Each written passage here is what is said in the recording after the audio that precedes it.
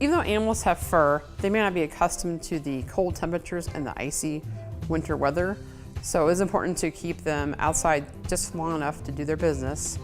And then if the animals are older or have chronic illnesses, to make sure it's very short times outside. A few things owners can do to help their pets the winter time is to increase their food. The increase in food helps their body temperature maintain better.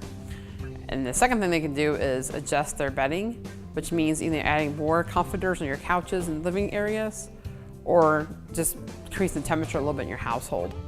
The third thing you can do is, if they stay outside a lot of times, make sure you have a heated water bowl so the water stays fresh and not ice covered. And the fourth thing you do if they actually do live outside is make sure you get straw and a nice insulated doghouse to help increase the temperature in that doghouse and keep it from getting wet. And the fifth thing you can do is update your emergency kit to make sure you have all your medications, extra blankets, and food and stuff for your animal in case the power goes out due to ice storms. Okay, there are a few precautions you should take when you walk your dog in wintertime. The first thing would be to make sure you get a sweater or a jacket for your dog if it's a short-haired animal. The long-haired animals tend not to need sweaters. The second thing, we're talking about animals being on leashes. The thing that can happen is if they're off leash, they can run off onto a pond that's ice covered and may fall through, or they can even go unfamiliar with the area with the snow cover and can't find a way back home.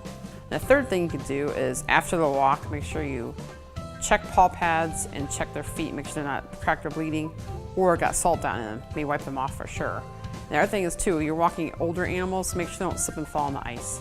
Even if you don't own a pet, animals can be injured in the wintertime just as much as they can in the summertime. Wintertime, cats tend to crawl up into warm cars that are either warming or have been warm overnight to get out of the cold, and you can't injure them pretty severely in a car when it starts. And the other thing is antifreeze is a problem too, because animals are very attracted to the sweet smell of it and can drink it and actually kill them very quickly. Lastly, if you notice animals staying outside in freezing temperatures for a long time, make sure you call animal control or police department. St. Charles County's Division of Humane Services offers help to pet owners who may need assistance this winter. If you need straw to improve outdoor shelters or help with food for your animals, please call 636-949-PETS. There are several things you can do to help the Division of Humane Services. You can volunteer your time.